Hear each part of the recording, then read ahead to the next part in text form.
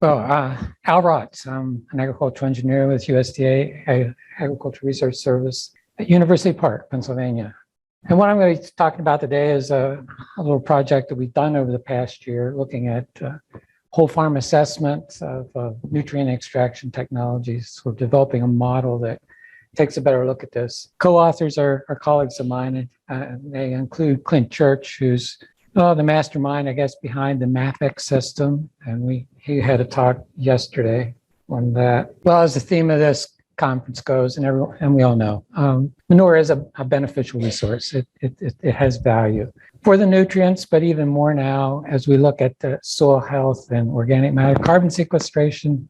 It's all kind of tied together. That manure does have value, but of course it has its challenges, and a big one is just the low concentration of nutrients and fairly ununiform, often distribution of the nutrients within the material. Our dairy farms in particular are getting larger and larger, and often that means more animals per unit of land, more purchase feed, bringing nutrients in, over applying nutrients onto the farm, and buildup of excess nutrients, and we have nutrients we have to get rid of. So this has led to the development, and there's a lot of work now a lot of thought being put into different types of extraction technologies that can be used on dairy farms. I've listed a few here, but I guess our view of this was that, it might be good to have a tool that can really look at how these technologies will impact the actual farm. How do they interact with all the other parts of the farm?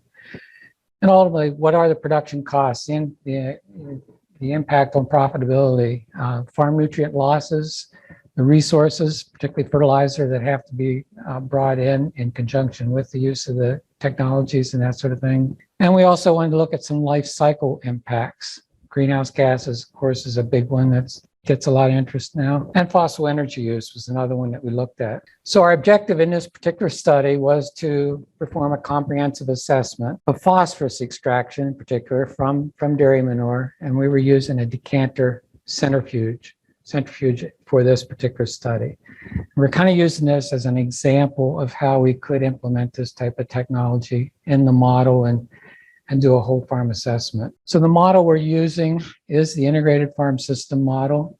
This is a tool that's been under development for an application for many years. We've used it to look at a wide range of technologies and strategies for dairy farms and beef production systems. So what we needed to do here was just to develop a new component and put into this model to represent these extraction technologies. And again, we tried to be pretty general in the formation of this model so that it could be applied to various technologies. And then after doing that, then we wanted to look at how it actually fit into an actual farm in Pennsylvania. And we looked at the farm in two different ways. First is the base farm, the way it is today. The farm's in a long-term nutrient balance, basically. There's enough land there, they're producing enough feed to recycle all the nutrients. And then we wanted to look at what if we were reducing that farm area some, and there was excess phosphorus that they really needed to get rid of. How does that affect things? A little more on the model itself. It is a whole farm process level simulation. So we're simulating, as indicated here, all the major components of the farm, looking at the flow of nutrients in and out of the farm and among the various components. So it really does look at a lot of the interactions. So if you change one part of the system, how does it affect all the other parts of the system? The model does predict various gaseous emissions, greenhouse gases, ammonia, hydrogen sulfide, and VOCs, also denitrification losses of N2, N2O, and NO2, nitrate leaching, runoff losses of phosphorus and nitrogen, and so forth. It does do a whole farm balance of each of the major nutrients, as illustrated here with phosphorus. It kind of tracks all the phosphorus in and out through the system. It also includes a cradle to farm gate life cycle assessment, as illustrated here. We have the greenhouse gases that are coming directly off the farm, either enteric from the animal, and then the emissions from the manure, and so forth. But we also look at what we call the upstream emissions, those that would occur as we produce resources that are being used on the farm.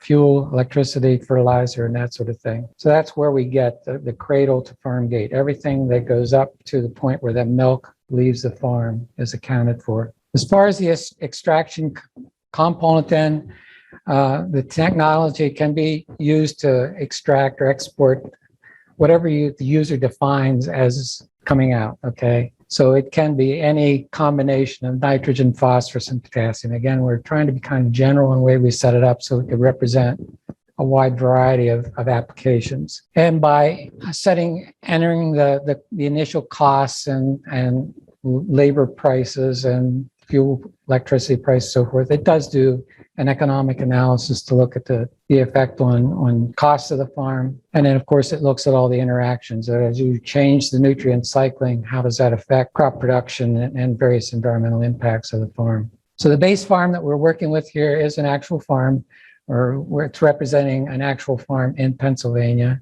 We have 2,000 Holstein cows and the replacements. Pretty good milk production rate of 24,600 pound per cow. We have 3,450 acres of cropland. Again, that's enough to produce all the feed essentially for these animals, for the very major part, all the grain and forage. So we're producing alfalfa grass, corn, and rye for feeding the animals. The lactating cows are maintained in freestall barns with a flush manure system, and we have a screw press that's extracting the manure solids and they're recycled as bedding. Something that's maybe somewhat unique about our region, it's called the Ridge and Valley region. You can see here you see the long ridges and the long narrow valleys between them. So a farm of this size can really stretch out long distances. So they're hauling this feed for fairly long distances and then of course returning that manure very long distances if they want to redistribute that uniformly throughout the farm. So as an alternate, then we wanted to look at something actually that the actual farm is considering, and that's to do away with the flush system and go to a scrape system. How does that affect the farm, for one, and then the use of the centrifuge? The other was to reduce the cropland down to 2,700 acres. We got rid of any corn grain production. We bought and brought in all the corn grain, and this created a surplus of phosphorus that had to be removed. So in terms of the original farm then, by using the centrifuge, we were able to reduce the hauling distance by about 50% and the number of trucks by about 30%. And what we were doing here, instead of hauling all the manure out to all the fields, we extract a large portion of the phosphorus into a concentrated material that can be hauled much more conveniently to the outside areas. And it also leaves the remaining manure with a higher N to P ratio that's more suitable for the areas close by the farm facility. So that's what we're really modeling here, and that's the impact. So all that is the annual fuel use in manure handling was decreased 16%. This was offset by a 79% increase in electricity to drive the centrifuge and the pumps and so forth that are associated with that. So overall, the energy cost did increase. The annual cost of owning and maintaining the equipment increased. Labor cost decreased a little by reducing the manure hauling time. All total, the manure handling costs increased, a little over $27,000 per year here. So it wasn't an economic win with this system. With the better distribution of phosphorus, we did find a slight decrease in the phosphorus runoff losses from the farm. Going to a screw press then, we were working with a more concentrated manure because we weren't recycling all that flush water. So we got by with one less screw press. So where we had two on the original farm, we went down to one. This reduced the electricity consumption, energy costs were reduced 24%, labor costs increased 65% because we were now using a scrape system, where in this case, we were using a skid steer or tractor to scrape that manure, which required some labor. Overall, the manure handling cost did decrease 9%, slight increase in soluble P runoff with this type of system, while the sediment P runoff decreased. And overall, the farm gate life cycle energy consumption decreased about 2%. No real impact on greenhouse gas emissions. Then when we put the extracting the centrifuge in with the scrape system, it was more economical, okay?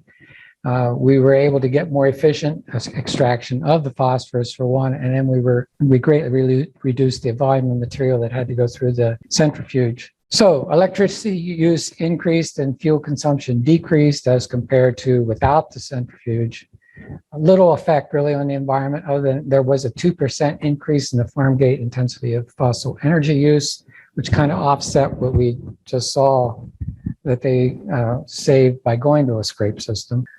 Equipment and labor costs reduced, and the centrifuge extraction reduced the total annual cost by about $2,000 a year. So it's positive anyhow, I guess. It's pretty much break even, I guess, when you look at the long-term in terms of the overall cost of operating the farm. When we went to the system that with the smaller farm with excess P that we wanted to get rid of, use of the centrifuge, we had to use it about 8 hours per day to extract the excess surplus P, okay?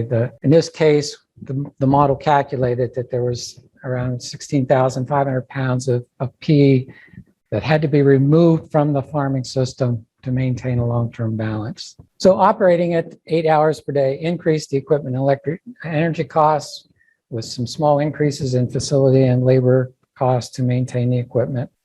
Increased the annual manure handling costs by a little over or $18,000 a year. So looking at what the cost was to remove that P, that comes out to a little over $1 a pound of P removed from the farm. So you're ending up with this material that really does have some pretty high value as far as a P fertilizer source and maybe for other uses as well. But nevertheless, the cost for producing that material is still more than the cost of just buying the phosphate fertilizer. So perhaps for organic markets and such, it would be a little bit more economical. So in summary, I guess use of the centrifuge for P extraction on a dairy farm, it really appears less feasible and pretty uneconomical when used with a flush system, just because of the sheer volume of material that you have to continually recycle through the system.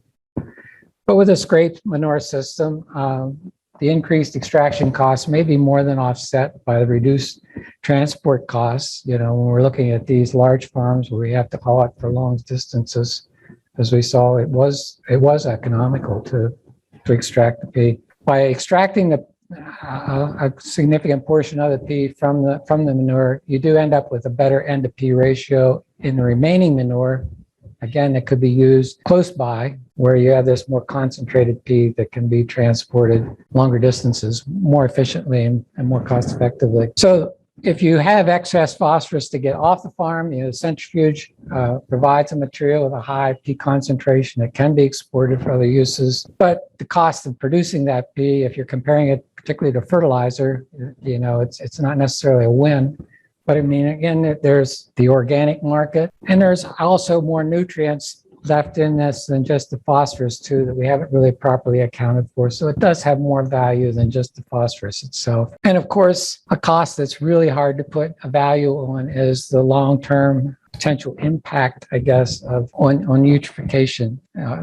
So there is this long-term reducing risk, for eutrophication and everything by extracting this phosphorus and using it more efficiently. So there's a benefit to society there that's really hard to put a value in. So in conclusion, I guess this is primarily a research tool, but we feel it's a good tool that can be used to evaluate a wide range of these different types of technologies that can be used. For this particular study, it was just published in Applied Engineering and Agriculture, if you'd like to look it up and get more detail on the use of the decanter centrifuge on a dairy farm. Thank you. One further question. So, in the presentation, or input costs or total annual costs, I was wondering if that included an estimation of the capital cost, and so how, like an annualized capital cost. The annualized capital cost on the centrifuge and other equipment that was being used? Yeah, when you sign like total annual cost, did that include any capital? Oh, sure. Yep. we're amortizing the initial costs over the lifetime of the equipment and putting that in with the annual cost, along with any electricity use and labor, total operating costs.